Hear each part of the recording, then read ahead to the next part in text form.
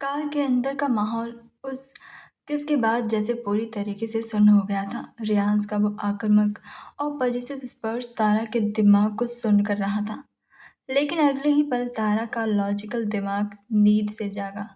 झटके से तारा ने अपने दोनों हाथ रियांस के सीने पर रखे और पूरी ताकत से उसे पीछे धक्का दे दिया। रियांस पीछे हटा और उसकी पीठ अपनी सीट से जा टकराई। उसकी भारी सांसें और उलझी हुई आंखें बता रही थीं कि वो अभी-अभी किस खुमारी से बाहर आया था। लेकिन तारा को अपने सीने पर हाथ रखे लंबी-लंबी सांसें लेते देख रियांस का वो सारा नशा एक सेकंड में उतर गया था। उसे अपनी गलती का भयंकर एहसास हुआ। एक पैनिक अटैक के बीच टूट रही लड़की के साथ उसने ये क्या कर दिया था? तारा रियांस ने अपना चेहरा हाथों में छुपाते हुए गहरी सांस ली। I am so sorry. मेरा वो मतलब नहीं था, मैं बस चुप। तारा ने अपनी उंगली उठाते हुए उसे एकदम से टोक दिया। उसकी आवाज़ में वो पुरानी कड़कपन वापस आ गई थी। हालांकि उसका चेहरा अभी भी टमाटर की तरह लाल था। एकदम चुप। मुझे कोई सफाई नहीं सुननी। कार स्टार्ट कीजिए और सीधे घर चलिए अभी।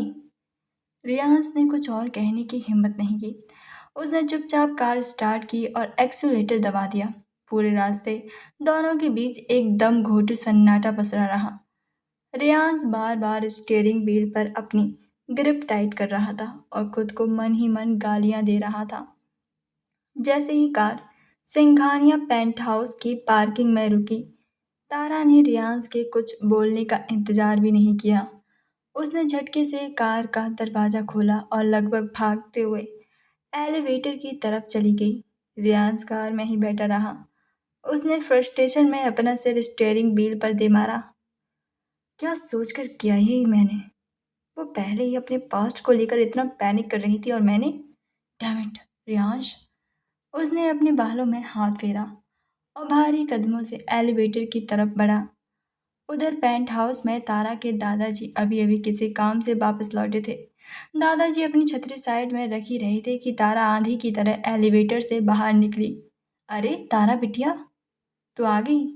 दादाजी ने मुस्कुराते हुए उसे रोकना चाहा, लेकिन तारा इतनी हड़बड़ी में थी कि वो लगभग उनके पास से दौड़ते हुए गुजरी। दादाजी अभी नहीं, मैं आपसे बाद में मिलती हूँ। इतना कहकर वो सीधे अपने बेडरूम की तरफ भाग गई थी। दरवाजा खटाक के साथ बंद कर लिया। दादाजी वहीं हैरान खड़े रह गए।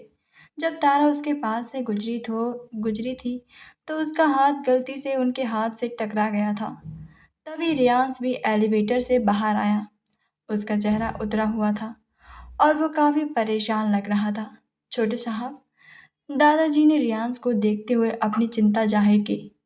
तारा को क्या हुआ है? उसकी स्किन इतनी लाल क्यों हो रही थी? और जब वो अभी मेरे पास से गुजरी तो उसका बदन भट्टी की तरह तप रहा था। उसकी तबीयत तो खराब नहीं हुई है ना? ये सुनते ही रियांस के कदम वहीं पर रुक गए थे। कार की वो सारी ऑकवर्डनेस, वो किस और वो गिल्ट अचानक से एक भयंकर चिंता में बदल गया था। लाल स्किन, तपता हुआ बदन। रियांस को लगा था कि तारा कार में घबराहट या गुस्से की वजह से लाल थी, लेकिन बारिश और पैनिक अटैक की वजह से शायद उसे सच में तेज बुखार चढ़ गया होगा। बुखार? रियांस ने तेजी से दादाजी की तरफ देखा। आप आप जल्दी से डॉक्टर को कॉल लगाइए, मैं अभी उसे देखता हूँ। रियांस ने अपना कोट वहीं सोफे पर फेंका और लंबी डग भरते हुए सीधे तारा के कमरे की तरफ भागा। वहीं कमरे में अंदर तारा की हालत बहुत ही अलग थी। वो आईने के सामने खड़ी थी। उसका दिल इतनी जोर से धड़क रहा था कि उसे लग रहा था पसलियां तोड़कर बाहर आ जाएगा। उसने आईने में अपना लाल चेहरा देखा और अचानक अपने ही गाल पर एक हल्का सा थप्पड़ मार दिया। पागल हो गई क्या तारा?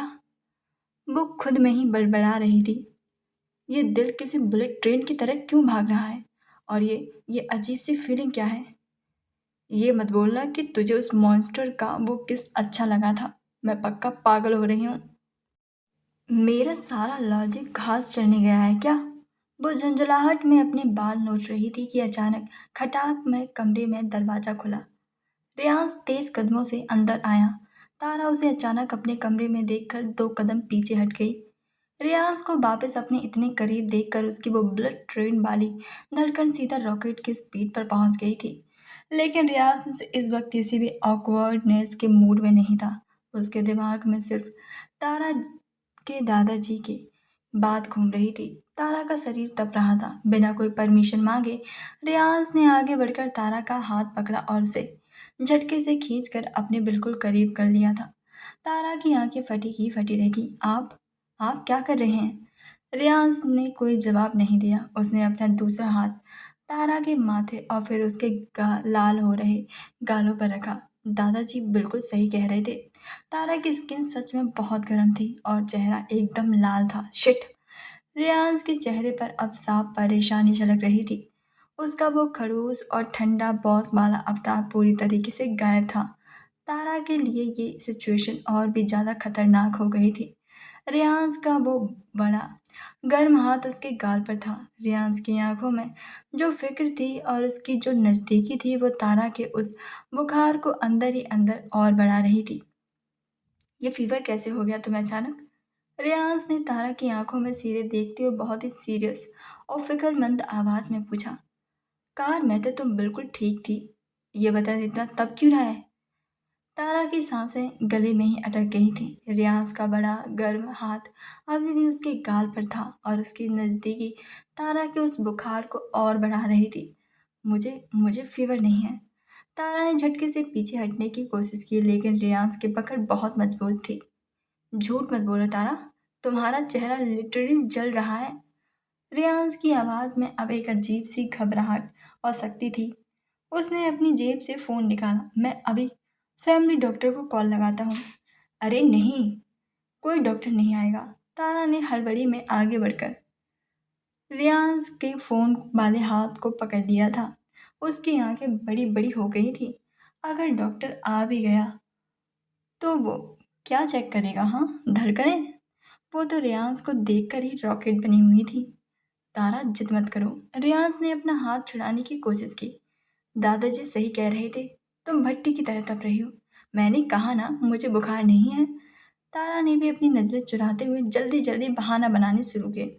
वो तो बस कार में आपने हीटर तेज कर रखा था ना।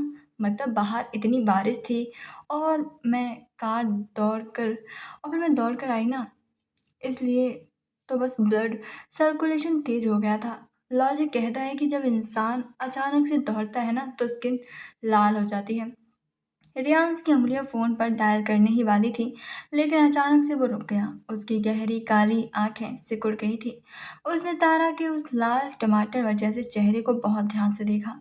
उसकी वो तेज तेज सांसें, उसका वो नजरें चुराना और उसका ये इलॉजिकल लॉजिकल। रियाज जो कुछ देर पहले तक गिल्ट टेंशन में पागल हो रहा था, उसका वो सुपर स्मार्ट परफेक्शनिस्ट दिमाग अब सारी सिचुएशन को समझ चुका था। रियाज को एहसास हुआ कि तारा का ये बुखार किसी मौसम या फिर बीमारी की वजह से नहीं था। ये बुखार उसके उस किसकी वजह से था? तारा अभी भी उस छुअन के असर से बाहर नहीं आ पाई थी। रियाज की आंखों में जो फिक्र थी वो अचानक से एक बहुत ही खुराफाती डार्क और पजेसिव चमक में बदल गई। उसने अपना फ़ोन वापस जेब में डाल लिया। अच्छा, ब्लड सर्कुलेशन। रियाज ने अपनी आवाज़ को जानबूझकर थोड़ा और हस्की और धीमा कर लिया था। वो एक कदम और करीब आ गया। तारा घबराहट में पीछे हटी और उसकी पीठ वॉर्डरोब के शीशे से जा टकराई। हाँ हाँ, और क्या? मुझे लगा शायद कार में जो हुआ उसकी वजह से तुम्हारा सिस्टम क्रैश कर गया है मिस एटम।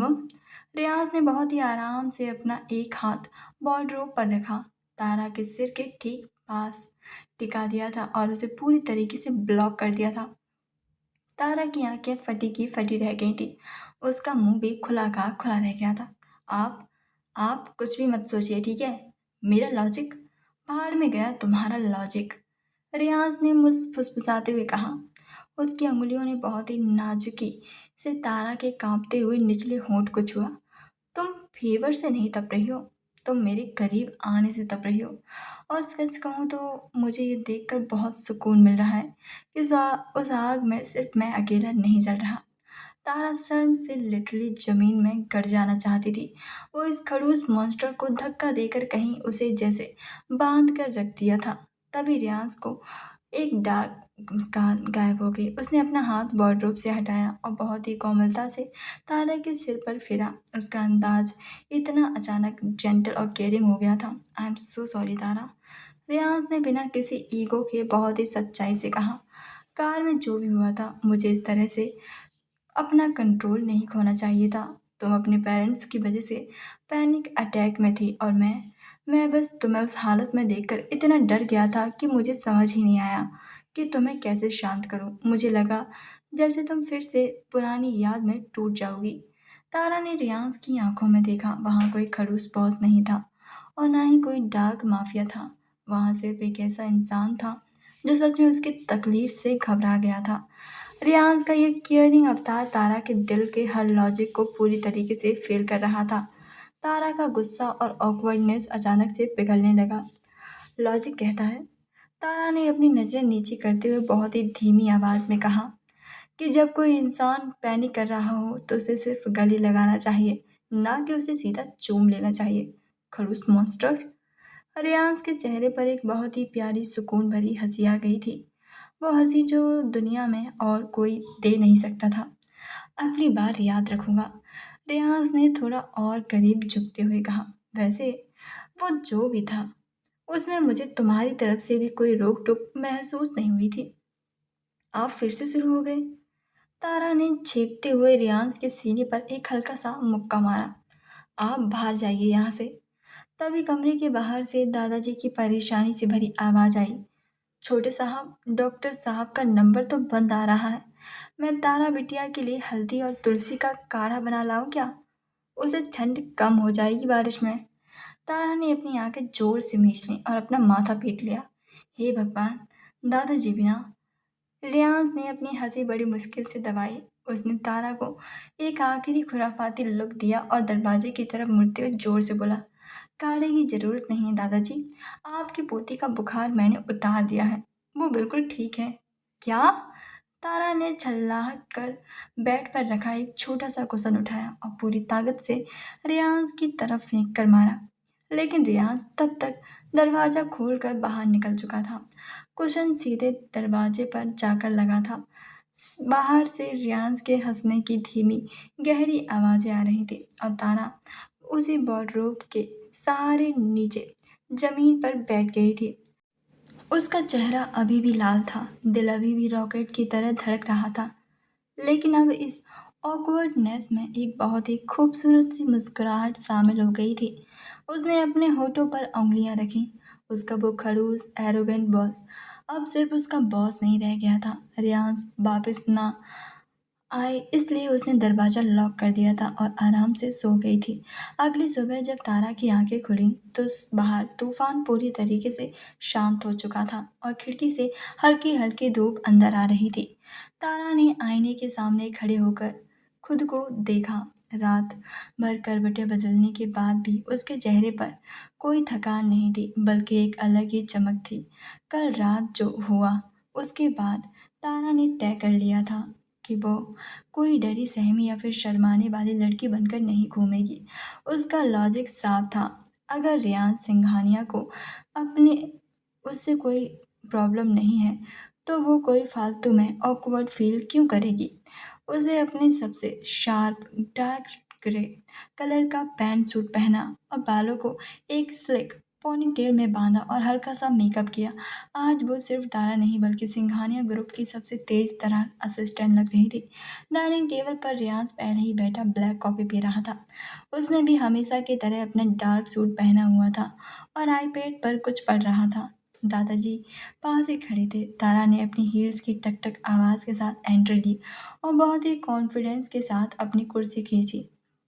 गुड मॉर्निंग दादाजी, तारा ने मुस्कुराते हुए कहा और फिर रियांस की तरफ मुड़कर एक बहुत ही प्रोफेशनल टोन में बोली, गुड मॉर्निंग बॉस। रियांस ने आईपैड से नज़रें हटाकर तारा को देखा। उसे उम्मीद थी कि कल रात के बाद तारा शायद उससे नज़रें चुराएगी या फिर से नर्वस होगी। लेकिन तारा का ये ओवर कॉन्फिडेंस और शार्प अवतार देखकर रियांस की एक भौहें हल्की सी ऊपर उठ गई थी। गुड मॉर्निंग, रियाज ने अपनी कॉफ़ी का सिप लेते हुए कहा और उसकी नज़रों में हल्की सी शरारत थी। तुम्हारी तबीयत अब कैसी है? दादाजी कल रात बहुत परेशान थे तुम्हारे इस बुखार को लेकर। तारा ने अपना टोस्ट उतारते हुए बिल्कुल रियाज की आंखों में देखा और एक खुराफाती स्माइल दी। लॉजिक कहता है कि जब इंसान को अपनी बीमारी का असली कारण पता चल जाए तो इलाज अपने आप हो जाता है। मैं बिल्कुल परफेक्ट हूँ मिस्टर बॉस। रियाज को अपनी कॉफ़ी लगभग खांसते खांसते रोकनी पड़ी थी। इस लड़की का सच में कोई जवाब नहीं था।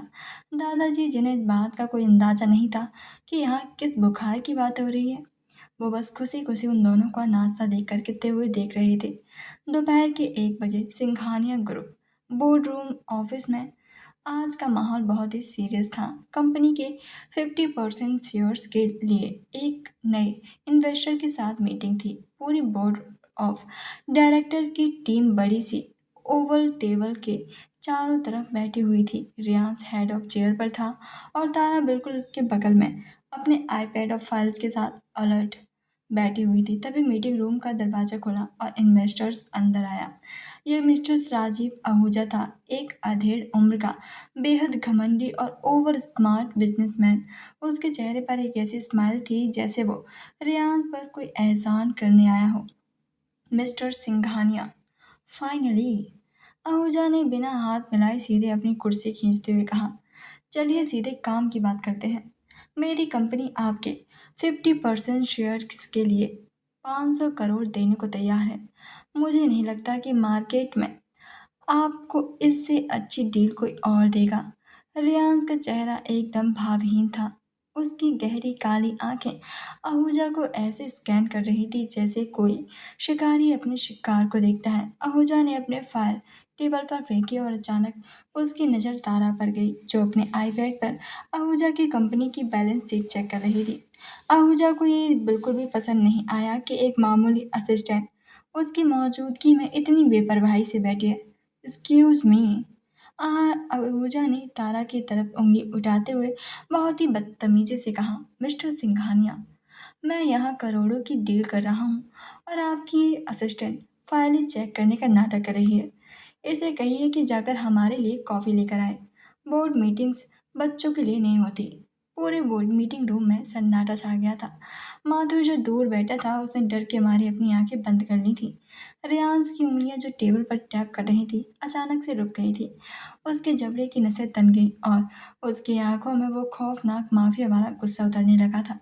वो कुछ बोलने ही वाला था कि तभी ब्लैक या विद शुगर मिस्टर आहूजा, तारा की बहुत ही ठंडी शांत आवाज में भी जी। आहूजा ने एक घमंडी स्माइल दी। ब्लैक, और हाँ जल्दी लाना। तारा अपनी जगह से नहीं उठी। उसने बहुत ही आराम से अपना आईपैड टेबल के बीच में खिसकाया, स्क्रीन को आहूजा की तरफ घुमाया और अपनी कुर्सी से टेक पीछे लगा ली। कॉफ़ी तो आपको मिल जाएगी मिस्टर आहूजा, लेकिन मेरा लॉजिक कहता है कि ब्लैक कॉफ़ी पीने से पहले आपको अपनी कंपनी की ब्लैक मनी का हिसाब कर लेना चाहिए। तारा की आवाज़ में कोई गुस्सा नहीं था, बस फैक्ट्स थे। आहूजा का चेहरा एकदम से सख्त हो गया। ये क्या बकवास है? तुम्हारी हिम्मत कैसे? हिम्मत नहीं, डेटा। तारा ने उसे बीच में काटते हुए एक एक फैक्ट गिनाना शुरू किया। पिछले 3 सालों में आपकी कंपनी में 4 डमी कॉरपोरेशंस के जरिए 150 करोड़ का टैक्स बचाया गया है। आपकी जिस फैक्ट्री का आप इतना शो ऑफ करते हैं ना, उस पर 2 महीने पहले ही सेफ्टी रूल्स तोड़ने का केस हुआ है। और सबसे मज़े की बात, आपके पास सिंघानिया ग्रुप्स को देने के लिए जो 500 करोड़ हैं वो आपके खुद के हैं ही नहीं, बल्कि 2 अलग अलग विदेशी बैंकों से लिए गए डिफ़ॉल्टेड लोन का हिस्सा है। मीटिंग रूम में बैठे सारे डायरेक्टर्स के मुंह खुले के खुले रह गए थे। किसी को भनक तक नहीं लगी थी कि आहूजा अंदर से इतना खोखला है। आहूजा पसीने से भीग गया। वो अपनी जगह से हड़बड़ा कर खड़ा हो गया। ये सब झूठ है मिस्टर सिंघानिया। आप अपनी इस बदतमीज असिस्टेंट को अभी नौकरी से निकालिए। मैं आपके साथ कोई डील नहीं करूँगा। अब बारी रियांश की थी। रियांश अपनी कुर्सी से बहुत ही आराम से खड़ा हुआ। उसने अपने कोट का बटन लगाया और आहूजा की तरफ एक ऐसा जानलेवा लुक दिया कि आहूजा की सांसें अटक गईं। वो मेरी असिस्टेंट है आहूजा, और वो कभी भी झूठ नहीं बोलती। रियांस की आवाज़ इतनी भारी और खतरनाक थी कि पूरे कमरे का तापमान फिर गिर गया था। बदतमीज उसी ने नहीं की, बदतमीजी तो तुमने की है। तुमने मेरी कंपनी में आकर मेरे टेबल पर बैठकर मेरी ही चीज़ों का अपमान करने की कोशिश की है। मिस्टर सिंघानिया, मेरा वो मतलब नहीं। आहूजा का सारा घमंड अब जमीन पर रेंग रहा था। डील तो वैसे भी नहीं होने वाली थी।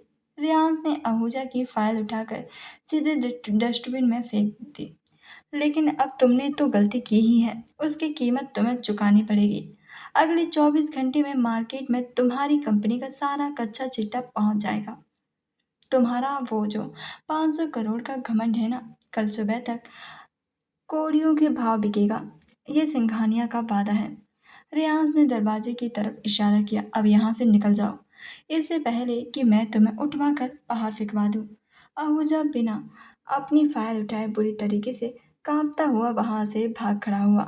मीटिंग रूम्स में बैठे बाकी लोगों की सांसें भी अटकी हुई थी। रियांस ने उनकी तरफ देखा। मीटिंग्स खत्म हुई। सब लोग चुपचाप अपनी फाइलें उठाकर तुरंत वहां से खिसक गए थे। कुछ ही सेकंड में उस बड़े से बोर्ड में सिर्फ रेयांस और तारा ही बचे थे। तारा अभी भी अपनी कुर्सी पर बहुत ही रिलैक्स्ड होकर बैठी थी, जैसे उसने अभी अभी कोई बहुत ही बड़ी जंग न जीती हो, बल्कि सिर्फ एक गेम खेला हो। उसने अपना आईपैड वापस से खींचा और उसे बंद करने लगी। तभी रियांस धीरे धीरे चलते हुए तारा की कुर्सी के बिल्कुल पीछे आकर खड़ा हो गया। तुम सच में एक डेंजर लड़की हो। रियांस ने अपने दोनों हाथ तारा की कुर्सी के आर्म रेस्ट पर टिका दिए थे और फिर वह थोड़ा नीचे झुका। उसकी गर्म सांसें तारा के कान के पास महसूस हो रही थी। तुमने उस आदमी का सारा डेटा कब हैक किया था, हाँ? तारा ने मुस्कुराते हुए अपना सिर थोड़ा सा पीछे मोड़ा, जिससे उसका चेहरा रियांस के चेहरे के बिल्कुल करीब आ चुका था। कल रात जब मैं अपने कमरे में बुखार उतरने की कोशिश कर रही थी ना, तो मुझे नींद नहीं आ रही थी। और लॉजिक कहता है कि जब इंसान का दिमाग शांत ना हो तो उसे काम पर लगा देना चाहिए। रियांस के होठों पर वो रेयर और डार्क स्माइल आ गई थी। उसे तारा का ये बेखौफ और तेज दिमाग ही तो सबसे ज़्यादा पसंद था। मुझे तुम्हारा ये लॉजिक बहुत पसंद है, रेयांस ने फुसफुसाते हुए कहा। उसने अपनी उंगलियों से तारा की पोनीटेल के पास आ रही एक छोटी सी लट को पीछे किया। लेकिन उसने तुमने उस आदमी को अपनी तरफ उंगली उठाने कैसे दी? अगर तुम उसे अपनी उन फाइल से ना मारती तो मैं तो सच में उसका हाथ तोड़ देता।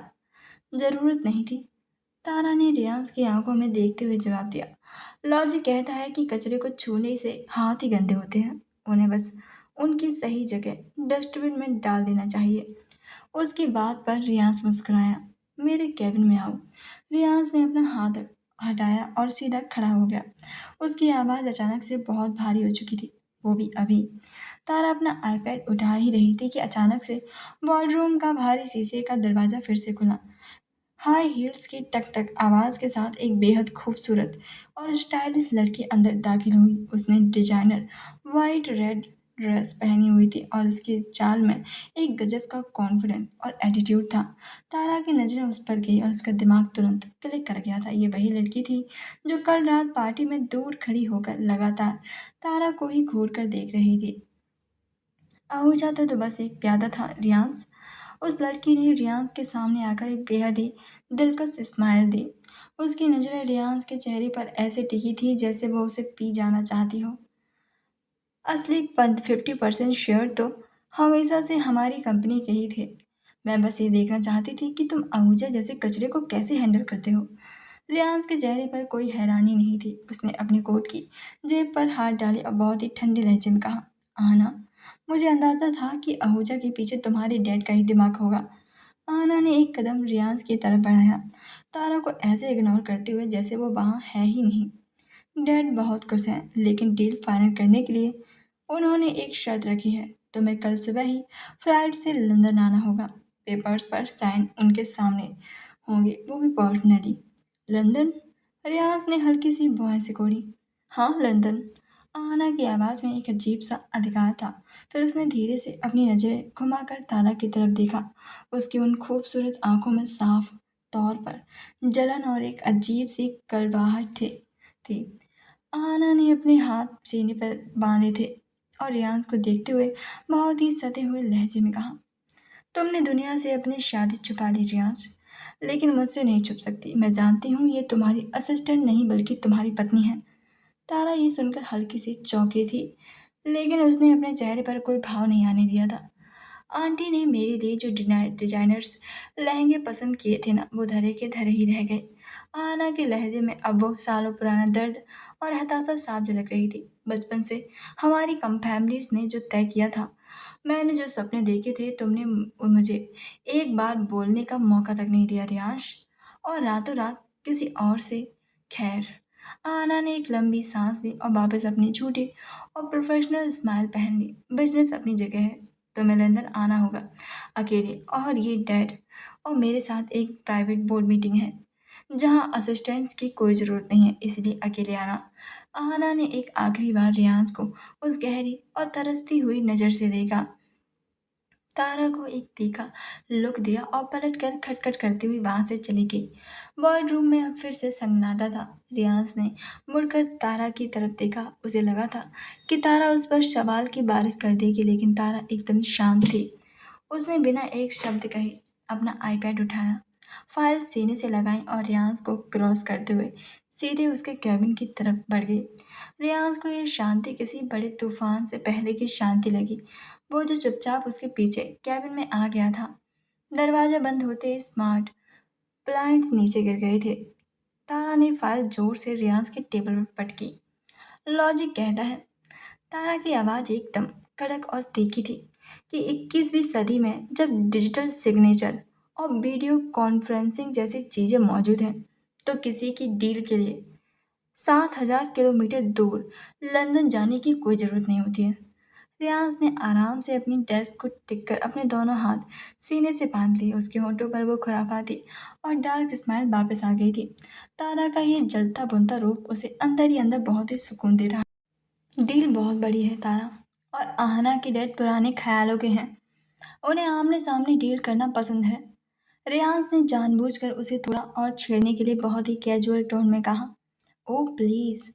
तारा ने हवा में हाथ झटका और रियांस के बिल्कुल सामने आकर खड़ी हो गई। उसकी आंखें गुस्से से सिकुड़ी हुई थी। प्रॉब्लम डील नहीं है, प्रॉब्लम बचपन के सपने और वो आंटी के पसंद किए हुए डिजाइनर लहंगे हैं। मैं अंधी नहीं हूँ मिस्टर सिंघानिया। मैंने देखा है कि वो आपको कैसे देख रही थी, जैसे कोई एक्सरे मशीन हो। उसकी नज़रें तो आपसे हट ही नहीं रही थी। वो मेरी बचपन की दोस्त है तारा, और हमारी फैमिलीज, मुझे फैमिलीज ट्री नहीं समझना है। तारा ने चिढ़कर गुस्से के साथ कहा। उसका सारा लॉजिक इस वक्त भयंकर जलन के आगे घुटने टेक चुका था। आप कहीं नहीं जा रहे हैं लंदन वंदन, और अगर वो डील इतनी ही ज़रूरी है, तो मैं भी आपके साथ असिस्टेंट बनकर जा रही हूँ। रियांस की हंसी अब उसके गले से झलक कर बाहर आ गई थी। उसने आगे बढ़कर झटके से तारा को अपनी कमर से पकड़कर अपनी तरफ खींच लिया। तारा का सीना उसके सीने से जा टकराया था। वो झटपटाने लगी थी, लेकिन रियांस की मजबूत बाहों में निकलना नामुमकिन था। क्या कर रहे हो? छोड़िए मुझे। जाइए अपनी उस आहाना के पास, जिसे आपकी माँ ने पसंद किया था। तारा ने मुंह बनाते हुए कहा, लेकिन उसकी आवाज़ में वो गुस्सा कम और शिकायत ज़्यादा थी। तुम्हें सच में लगता है कि मैं तुम्हें छोड़कर किसी और के साथ लंदन जाऊंगा? रियांस ने अपना चेहरा तारा के चेहरे के बिल्कुल करीब झुका लिया। उसकी आंखों में अब वो कोई भी शरारत नहीं थी, बल्कि एक बेहद गहरा और पजेसिव जुनून था। लॉजिक तो यही कहता है, तारा ने नजरें चुराते हुए फुसफुसाया। रियांस ने बहुत ही नाजुकी से अपनी उंगली से तारा की ठुड्डी को पकड़ा और उसका चेहरा अपनी तरफ किया।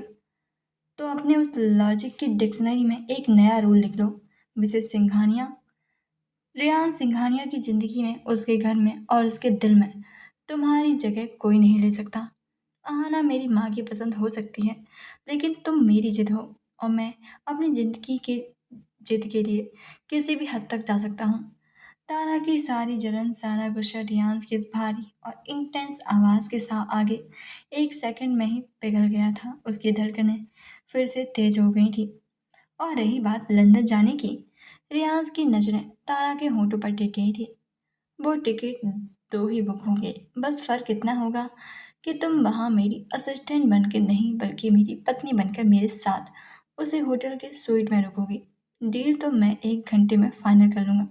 बाकी का पूरा 1 हफ्ता मैं तुम्हारा वो सारा लॉजिक पूरी तरीके से बुलाने पर मजबूर कर दूंगा। तारा का चेहरा शर्म से पूरी तरीके से लाल हो गया था। उसने अपने दोनों हाथों से अपना चेहरा छुपाने की कोशिश की, लेकिन रियांस ने धीरे से उसके हाथ हटाए और बिना उसे कुछ सोचे समझे मौका दिए अपने होठों को तारा के होठों की तरफ बढ़ाया। रियांस के होठ जैसे ही तारा के होठों को छूने वाले थे, तारा ने अचानक से अपना चेहरा पीछे कर लिया। उसकी सांसें अभी भी तेज थीं और चेहरा शर्म से लाल था, लेकिन उसका वो पुराना डिफेंस मैग्नीज्म फिर से एक्टिवेट हो गया था। उसने रियांस के सीने पर अपने दोनों हाथ रखकर हल्का सा दबाव बनाया और अपनी नज़रों को इधर उधर घुमाते हुए अपनी उसी तेज और तीखी टोन में बोली, क्या आप मुझे रिश्वत देने की ट्राई कर रहे हैं मिस्टर सिंघानिया? एक लंदन ट्रिप का लालच देकर मेरी खामोशी खरीदना चाहते हैं? रियांस वहीं रुक गया। उसने तारा को कोई जबरदस्ती नहीं पकड़ा, बल्कि अपने हाथ बहुत ही आराम से अपनी पैंट की जेब में डाल दिए। उसकी गहरी काली आंखों में एक बहुत ही शांत और ऑब्जर्व करने वाली चमक आ गई थी। और फॉर योर काइंड इंफॉर्मेशन, तारा ने अपनी उंगली हवा में उठाते हुए अपनी बात जारी रखी। हालांकि उसकी धड़कनें अभी भी उसके कंट्रोल में नहीं थी। मुझे कोई जलन वलन नहीं हो रही है। वो आपकी आहाना है, आपकी दोस्त है, आपकी लाइफ है। आप देखो आपको क्या करना है। वैसे भी मुझे जहाँ तक याद है, हमने शादी के टाइम एक प्रॉमिस किया था कि हम सिर्फ बाहर वालों के लिए पति पत्नी हैं और एक दूसरे की पर्सनल लाइफ में बिल्कुल भी दखल नहीं देंगे। तो मैं क्यों जलने लगी, हाँ? तारा ने अपनी तरफ से सारी बातें बहुत ही लॉजिक के साथ साफ कह दी थी, लेकिन रियांस के चेहरे पर कोई फ्रस्ट्रेशन या गुस्सा नहीं आया। इसके बजाय उसके होंठों पर एक बहुत ही धीमी, डार्क और खुरदरी सी हंसी आ गई थी। यह हंसी देखकर तारा अंदर से और भी ज्यादा झल्ला गई थी। आप हंस क्यों रहे हैं? रियांस ने बहुत ही आराम से डेस्क पर टेक लगाई और तारा को ऊपर से नीचे तक देखा। रिश्वत? रियांस की आवाज में एक गहरा गुरूर था। रियान सिंघानिया कभी रिश्वत नहीं देता, वो सीधा कब्जा करता है। और अगर मुझे सच में तुम्हें खामोश करना होता तो मैं तुम्हें लंदन ट्रिप का लालच नहीं देता, बल्कि अभी इसी कैबिन में तुम्हारा वो सारा लॉजिक हमेशा के लिए बंद कर देता। तारा की आंखें बड़ी हो गई थी। उसने झेपते हुए अपना चेहरा दूसरी तरफ मोड़ लिया। और रही बात तुम्हारे उस प्रॉमिस की, रियांस अपनी जगह से सीधा हुआ और बहुत ही रिलैक्स्ड कदमों से चलता हुआ तारा के बिल्कुल सामने आकर खड़ा हो गया। तो वो रोल कल रात ही कार में टूट चुका है, जब तुम मेरे सीने से लगकर रो रही थी, जब मैंने तुम्हें छुआ और जब तुमने मेरे उस किस का उसी पागलपन से जवाब दिया था। तब हम दोनों ने वो प्रॉमिस ही तोड़ दिया था। तारा ने पास इस बात का कोई जवाब नहीं था। कल रात बाहर का वो इंटेंस पल कोई सपना नहीं था, वो एक हकीकत थी जिसे वो चाहकर भी झुठला नहीं सकती थी।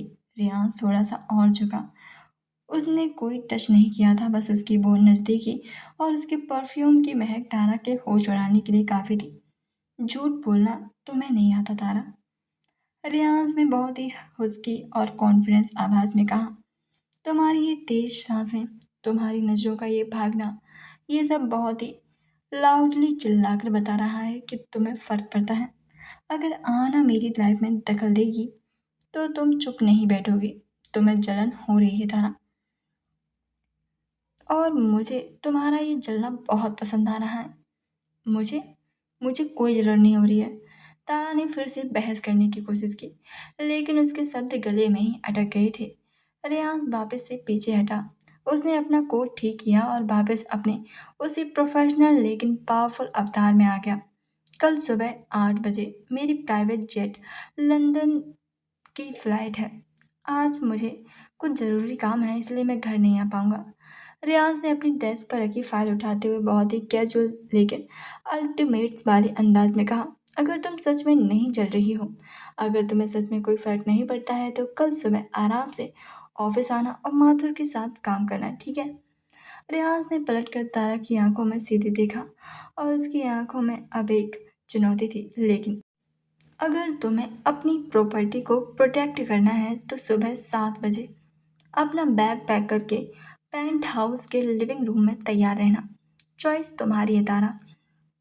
देखते हैं कल सुबह तुम्हारा लॉजिक जीतता है या फिर तुम्हारी जलन। इतना कहकर रियांस ने अपना लैपटॉप खोला और काम में लग गया जैसे उसने अभी अभी कोई बड़ी बात कही ही ना हो। तारा वहाँ कुछ पल सेकंड खड़ी रही, उसका दिमाग सुन था। रियांस ने उसे सीधे सीधे चैलेंज कर दिया था।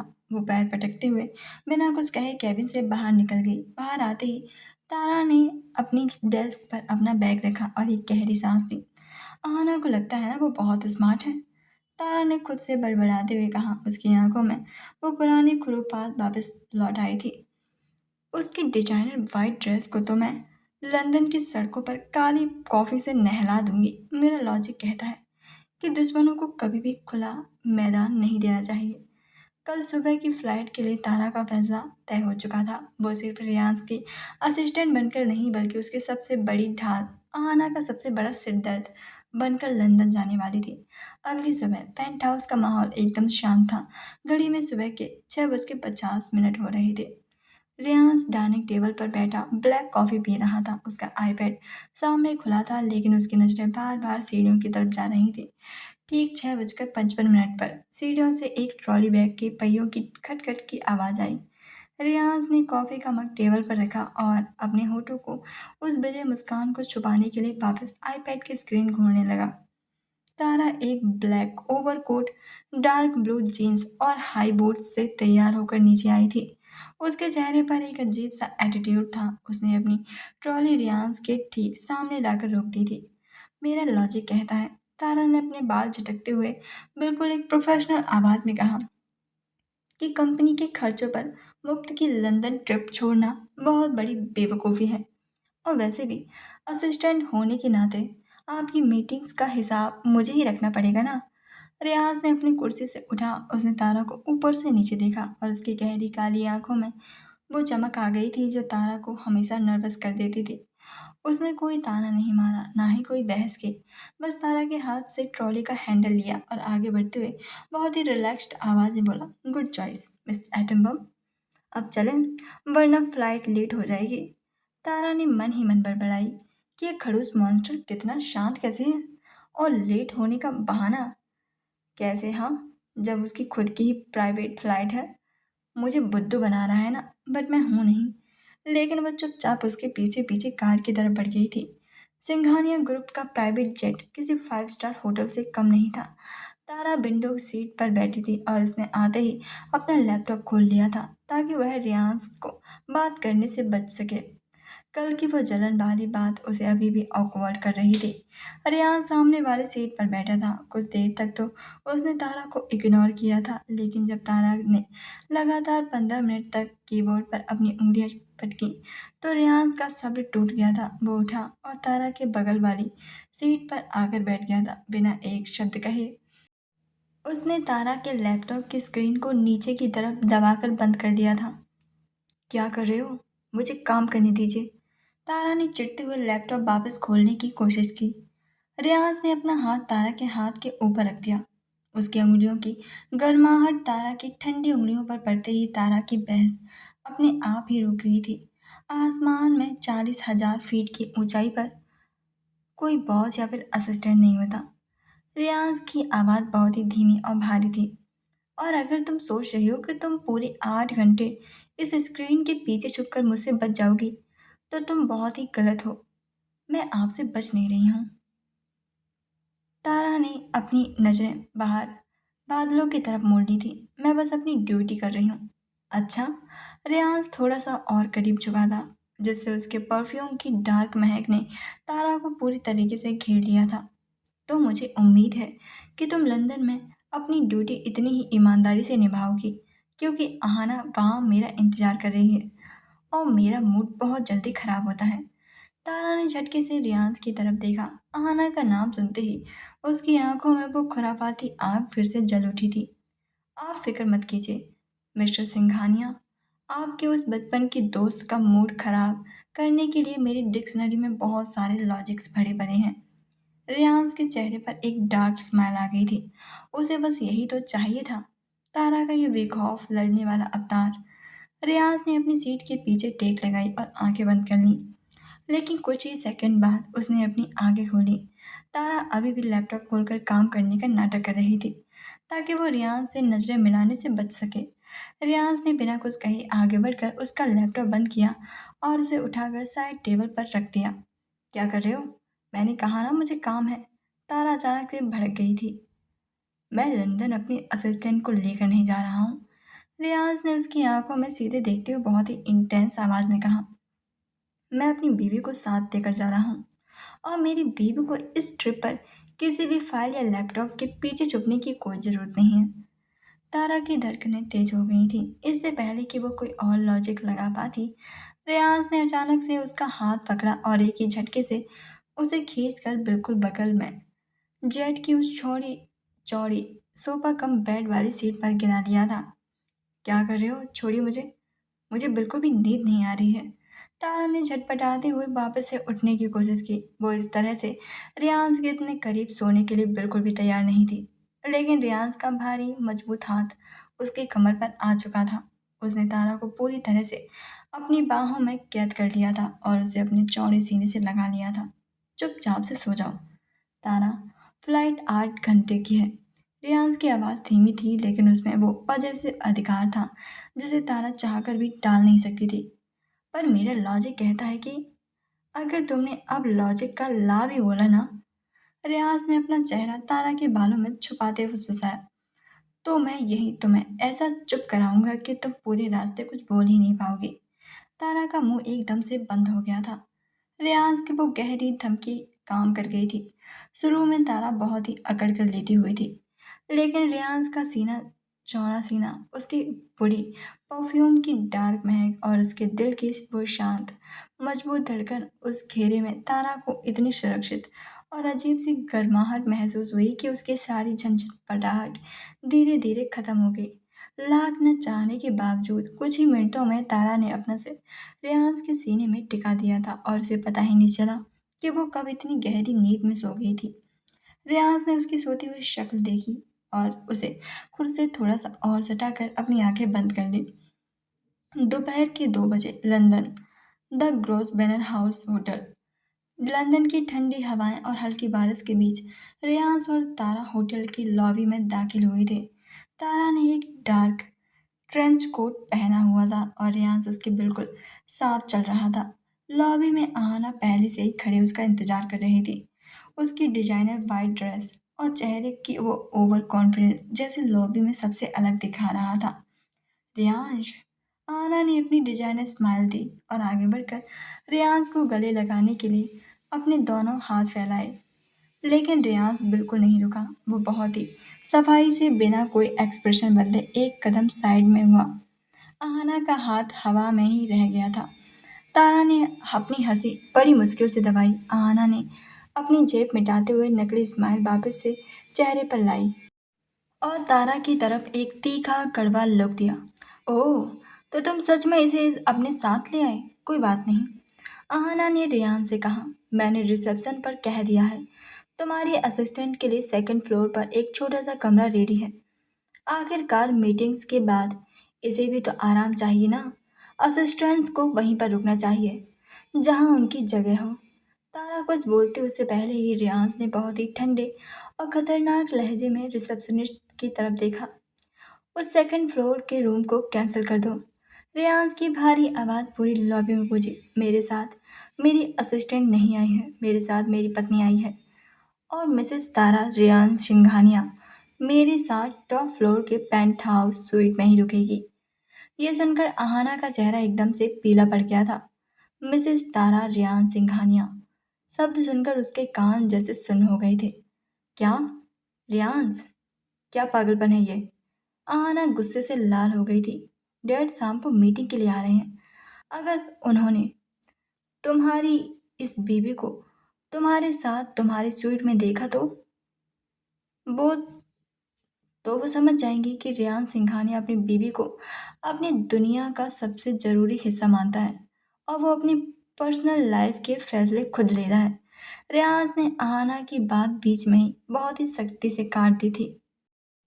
उसने तारा की तरफ देखा जो आहाना का उतरा हुआ चेहरा देखकर मन ही मन कोई खुराफाती जश्न मना रही थी।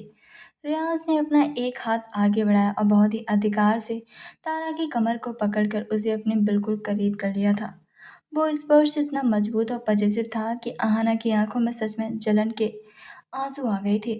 चलो तारा, रियाज ने कहा और आहाना को उसी लॉबी से जलता बुझता छोड़कर प्राइवेट एलिवेटर की तरफ बढ़ गया। एलिवेटर का दरवाजा बंद होते ही तारा ने रियाज की तरफ देखा। उसकी आंखों में एक अजीब सी चमक थी। देखा आपने?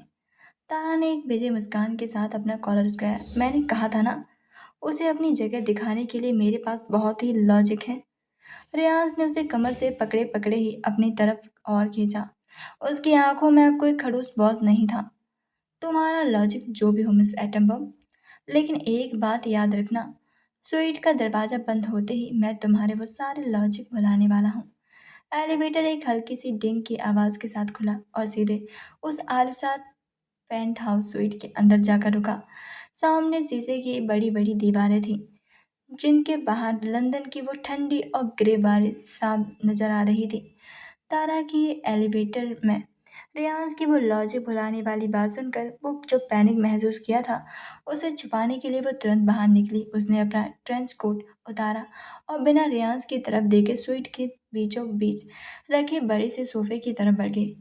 लॉजिक कहता है, तारा ने जल्दी जल्दी से अपना लैपटॉप बैग खोलते हुए कहा। उसकी सांसें अभी भी थोड़ी सी तेज थी कि आना के डैड शाम को आ रहे हैं, तो हमें एक बार डील के पेपर्स और उनके कंपनीज का बैकग्राउंड फिर से चेक कर लेना चाहिए। मैं अभी सारी फाइल्स। तारा की बात बीच में ही रुक गई थी। उसने पलट कर देखा। रियाज ने स्वीट का मेन दरवाजा अंदर से लॉक कर दिया था। रियाज ने बहुत ही आराम से अपना डार्क ग्रे कोट उतारा और उसे पास रखी एक कुर्सी पर फेंक दिया था। उसने अपनी टाई को थोड़ा सा ढीला किया और अपनी शर्ट के ऊपर के दो बटन खोले और अपनी गहरी काली आंखों को सीधे तारा पर टिका दिया। वो धीरे धीरे, बिल्कुल किसी शिकारी की तरह, तारा की तरफ बढ़ रहा था। फाइल्स चेक करने का टाइम खत्म हो चुका है। रियाज की आवाज़ में वो खौफनाक और पजे से भारीपन था जो इस बंद कमरे में और भी ज़्यादा गूंज रहा था। तारा ने अपना लैपटॉप वहीं छोड़ा और रिफ्लेक्स एक्शन में दो कदम पीछे हटी। देखिए मिस्टर बॉस, हम यहाँ पर ना काम से आए हैं, ठीक है? और वैसे भी मुझे बहुत ही तेज भूख लग रही है। मुझे रूम सर्विस को कॉल।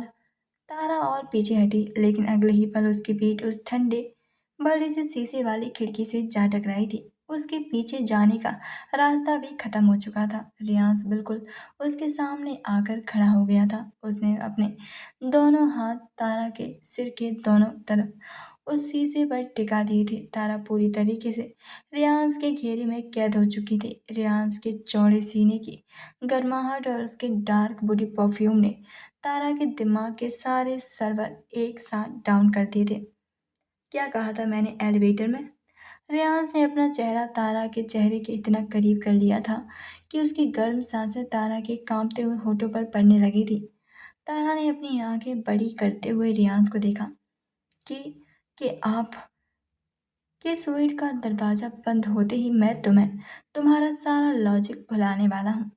रियाज ने अपनी उसकी बात पूरी की और उसकी आवाज़ अब एक हल्की सी हुस्की फुसफुसाहट में बदल चुकी थी।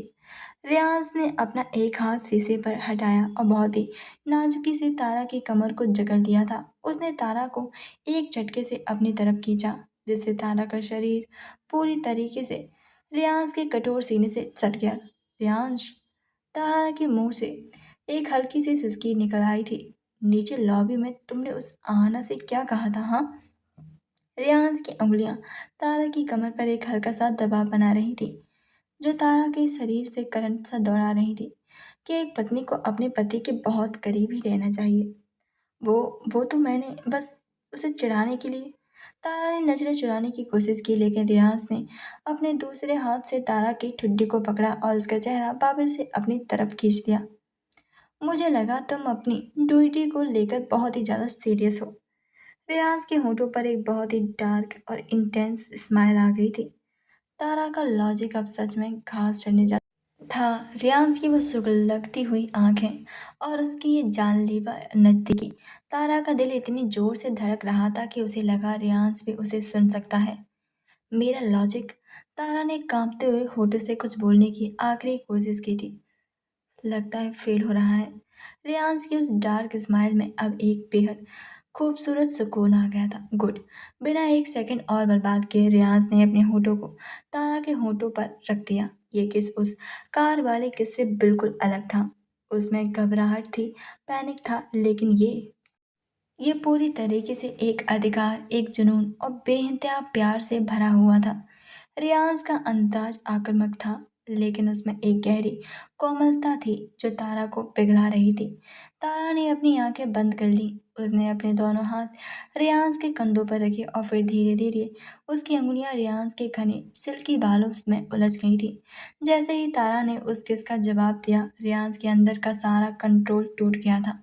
उसने तारा की कमर पर अपनी पकड़ और मजबूत की और उसे शीशे से और सटा दिया। बाहर लंदन की वो ठंडी बारिश शीशे पर गिर रही थी, लेकिन स्वीट के अंदर का तापमान जैसे उबलने लगा था।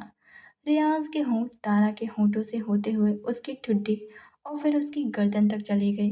जब रियाज के गर्म होठों ने तारा की गर्दन के उस नाजुक हिस्से को छुआ, तो तारा के मुंह से एक बेकाबू सी आह निकल गई थी और उसने अपनी आंखें कसकर मींच ली।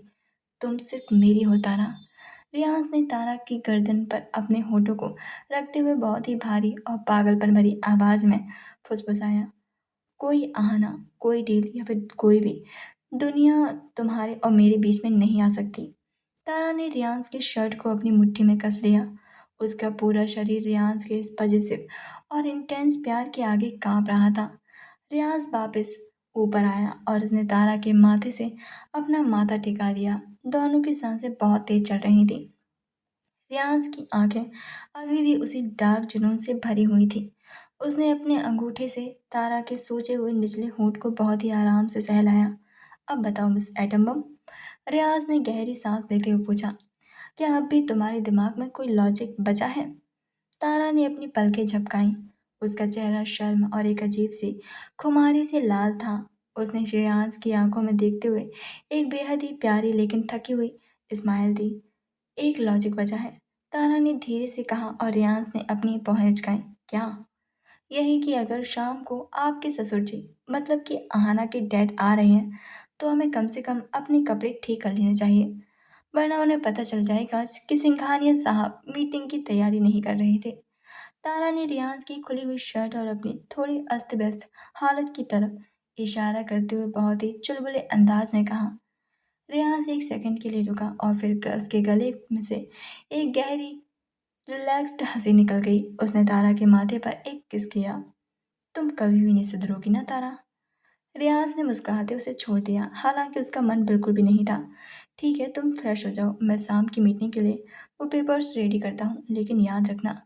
रियाज ने अपनी शर्ट के बटन लगाते हुए तारा की तरफ एक खौफनाक लेकिन हॉट लुक दिया। यह मीटिंग सिर्फ 1 घंटे की है, उसके बाद इस स्वीट में कोई और मीटिंग नहीं होगी। तारा का चेहरा फिर से लाल हो गया और वो बिना कुछ बोले अपना बैग उठाकर सीधे बेडरूम की तरफ भागी। रियाज उसे भागते हुए देखकर बस मुस्कुराता रहा था। आहाना का प्लान उसे तारा से दूर करने का था, लेकिन उस बेवकूफ़ को पता ही नहीं था कि उसने उस दोनों को एक दूसरे के कितने करीब ला दिया था। शाम के 7 बज चुके थे। लंदन की एक ग्रे और धुंधली शाम स्वीट की बड़ी शीशे वाली खिड़कियों से और भी ज़्यादा डार्क लग रही थी। स्वीट के प्राइवेट लाउंज एरिया में सन्नाटा था। डिजाइनर लेदर सोफे पर रियांश बैठा था। उसके हाथ में एक क्रिस्टल ग्लास था जिससे डार्क विस्की थी। उसका चेहरा बिल्कुल शांत था, जैसे कोई ठहरा हुआ समंदर जिसके अंदर एक भयानक तूफान चल रहा हो। तारा अंदर बेडरूम में थी। रियांश ने उसे साफ हिदायत दी थी कि जब तक ये मीटिंग खत्म नहीं हो जाती वो बाहर नहीं आएगी। लाउंज का दरवाज़ा खुला और अहाना के पिता देवराज अंदर दाखिल हुए। देवराज कोई आम इन्वेस्टर या फिर बिजनेसमैन नहीं थे। उनके महंगे सूट और चेहरे की उस ठंडी खुरदुरी झुर्रियों के पीछे लंदन के अंडरवर्ल्ड का एक बहुत बड़ा और खतरनाक साम्राज्य छुपा था। देवराज ने अपने बॉडीगार्ड्स को बाहर रुकने का इशारा किया और दरवाज़ा अंदर से लॉक कर दिया। उन्होंने टेबल पर रखे डील के पेपर्स को देखा तक नहीं था और सीधे रियांश के सामने वाले सोफे पर आकर बैठ गया। तुम्हें क्या लगा रियांश? देवराज की आवाज़ भारी और किसी पुरानी डॉन जैसी थी। मैं यहाँ तुमसे इन कागजों पर साइन करवाने आया हूँ। रियाज ने अपनी बिस्की का एक घूंट लिया। उसके चेहरे पर कोई भी हैरानी नहीं थी। मुझे पता था आप कागजों के लिए नहीं आए हैं। कहिए क्या बात करनी है। देवराज ने आगे की तरफ झुकते हुए अपनी उंगलियां आपस में फंसा ली। हमारी बात सालों पहले ही तय हो चुकी थी रियाज, जब तुम्हारे पिता जिंदा थे। ये सिर्फ दो कंपनीज का मर्जर नहीं था, ये अंडरवर्ल्ड के दो सबसे बड़े साम्राज्य का मर्जर था। इंडिया पर तुम्हारा राज है, ये मैं मानता हूँ, लेकिन लंदन और यूरोप, साथ ही बेस्ट के सिंडिकेट्स, वो मेरी मुट्ठी में हैं। आना और तुम्हारी शादी सिर्फ एक रस्म नहीं थी, वो हमारे इस पूरे ग्लोबल एम्पायर की नींव थी। देवराज की आंखों में अब एक गहरा गुस्सा उभरने लगा था। लेकिन तुमने क्या किया मेरे पीठ पीछे, बिना मुझे खबर दिए? तुमने एक मासूम सी लड़की से शादी कर ली। एक दो दिन की लड़की के लिए तुमने मेरे साथ ये धोखा किया। रेयांश का चेहरा रत्ती भर भी नहीं बदला था। उसने बहुत ही आराम से अपना ग्लास टेबल पर रखा। कमरे में कोई चीख पुकार नहीं थी, लेकिन रियाज की आंखों में वो खामोश और खौफनाक डार्कनेस थी। वो किसी भी इंसान की रूह कांपाने के लिए काफ़ी थी। वो दो दिन की लड़की नहीं है अंकल, वो मेरी पत्नी है। रियाज की आवाज़ बिल्कुल धीमी थी, लेकिन उसमें एक ऐसा अल्टीमेटम था जो साफ बता रहा था कि अगर इसके आगे एक भी गलत शब्द निकला तो अंजाम बहुत ही बुरा होगा। और रही बात धोखे की, तो सिंघानियाज कभी भी किसी के मोहताज नहीं है। इंडिया का मेरा अंडरवर्ल्ड मैंने खुद अपने दम पर खड़ा किया है, और आपके मर्जर के भरोसे पर नहीं। देवराज ने दांत पीसते हुए कहा, तुम जज्बातों में अंधे हो रहे हो रियांश। तुम जानते हो इसका मतलब क्या है? तुम सीधे सीधे मुझसे दुश्मनी मोल ले रहे हो। अंडरवर्ल्ड का आधा हिस्सा अभी भी मेरे कंट्रोल में है। तुम इस तरह से एक लड़की के पीछे इस पूरे ग्लोबल एम्पायर को लात मार रहे हो। मुझे कोई फर्क नहीं पड़ता। रियाज ने बहुत ही रूथलेस और ठंडे लहजे में कहा, मुझे आपके उस आधे हिस्से से कोई दिलचस्पी नहीं है। लेकिन अगर आपके या फिर आपके उस आधे अंडरवर्ल्ड के किसी भी आदमी की परछाई भी मेरी पत्नी पर पड़ी, तो मैं ये नहीं देखूंगा कि उसका एम्पायर कितना बड़ा है। मैं उसे जड़ से उखाड़ कर फेंक दूंगा। रियाज का ये जवाब इतना बेखौफ और सीधा था कि देवराज अंदर तक हिल गया था। वो रियाज को बचपन से जानते थे। वो जानते थे कि रियाज धमकियां से नहीं देता था, वो करता था। रियाज का दिमाग एक मशीन की तरह चलता था, तेज, लॉजिकल और बेहद ही खतरनाक। अगर आज देवराज यहाँ उस पर अपनी पावर का रौब झाड़ेगा, तो रियाज उन्हें यहीं लंदन से ख़त्म करने का प्लान सेकंड में बना लेगा। देवराज एक बहुत ही पुराने और शातिर खिलाड़ी थे। उन्हें समझ आ गया था कि रियाज के सामने ताकत और खुले युद्ध का कार्ड काम नहीं करेगा। रियाज को सीधे हराना नामुमकिन था। अचानक देवराज के चेहरे का वो गुस्सा और तनाव गायब हो गया। उन्होंने एक लंबी और सूखी हुई हंसी हंसी। तुम बिल्कुल अपने बाप पर गए हो रियाज। देवराज ने पीछे सोफे पर टेक लगाते हुए अपने चेहरे पर एक झूठी समझदारी वाली स्माइल ला दी। वही जिद, वही गुरूर और वही पागलपन। मुझे लगा था कि तुम शायद बिजनेस को जज्बातों से ऊपर रखोगे, लेकिन तुमने साबित कर दिया कि तुम्हारे लिए तुम्हारा परिवार सबसे पहले है। रियाज की आंखें अभी भी देवराज को एक शिकारी की तरह स्कैन कर रही थी। वो देवराज के इस अचानक बदले हुए रूप में बिल्कुल भरोसा नहीं कर रहा था। खैर, देवराज ने एक गहरी सांस ली और खड़े हो गए। अगर तुम्हारी यही मर्जी है तो मैं इसे इज्जत दूंगा। मैं अपनी बेटी को समझा लूंगा। आखिरकार बिजनेस बिजनेस होता है और रिश्ते रिश्ते। हम इस मर्जर को कैंसिल करते हैं, लेकिन इन्वेस्टर के तौर पर मैं तुम्हारे साथ हमेशा खड़ा रहूंगा। दुश्मनी का कोई भी सवाल ही नहीं उठता है। रियाज अपनी जगह से नहीं उठा। गुड, यही हम दोनों के लिए बेहतर होगा। देवराज ने आगे हाथ बढ़ाने की कोशिश नहीं की, क्योंकि उन्हें पता था रियाज हाथ नहीं मिलाएगा। वो मुड़े और स्वीट से बाहर निकल गए। स्वीट का दरवाजा बंद होते ही रियाज ने अपनी आंखें सिकोड़ ली थी। उसका माफिया वाला तेज दिमाग पूरी तरीके से अलर्ट हो चुका था। देवराज का इतनी आसानी से मान जाना रियाज को बिल्कुल भी हजम नहीं हो रहा था। वो जानता था कि ये शांति किसी बहुत बड़े तूफान से पहले की है। उसने तुरंत अपना फ़ोन निकाला और अपने सबसे खास आदमी चीफ ऑफ सिक्योरिटी को मैसेज किया, देवराज और आहाना के हर मूवमेंट पर नज़र रखो। मुझे उनका हर एक कदम पता होना चाहिए। वहीं दूसरी तरफ देवराज जैसे ही होटल के बाहर निकले, अपनी ब्लैक मर्सिडीज में बैठे, उनके चेहरे पर एक बेहद खौफनाक और शैतानी मुस्कान आ गई थी। आहाना कार में पहले से ही बैठी थी। उसका चेहरा जलन और गुस्से से लाल था। डैड, आपने क्या किया? क्या वो तैयार है? रेहान सिंघानिया सीधी धमकियों से डरने वाला इंसान नहीं है याना। देवराज ने अपनी शिकार जलाते हुए बहुत ही डार्क आवाज में कहा, अगर मैं आज उससे लड़ता तो वो हमारा पूरा बिजनेस खत्म कर देता। वो बहुत तेज है और बहुत चालाक भी। तो क्या हम हार मान लें? उस मामूली सी असिस्टेंट की वजह से मेरे सारे प्लान्स, हमारा वो एम्पायर सब खत्म। आना ने फ्रस्ट्रेशन में कार की सीट पर हाथ मारा। मैंने ऐसा कब कहा? देवराज ने अपनी शिकार का धुआं छोड़ते हुए आहाना की तरफ देखा। उसकी आंखों में अब एक असली माफिया डॉन वाला खौफनाक मास्टर प्लान था। हम रियाज पर वार नहीं करेंगे, हम वार उसकी कमजोरी पर करेंगे, उस लड़की पर। लेकिन डैड, रियाज ने साफ कहा था कि अगर उस लड़की को कुछ हुआ तो वो तब ना, जब उसे पता चलेगा कि ये हमने किया है। देवराज ने एक शैतानी हंसी हंसी। रियाज का दिमाग बहुत तेज है, इसलिए हमें उसके दिमाग के साथ ही खेलना होगा। लंदन में सिर्फ हमारा सिंडिकेट नहीं है, यहाँ रशियन इटालियन माफियाज भी हैं जो रियाज के इंडिया वाले एम्पायर से चिढ़ते हैं।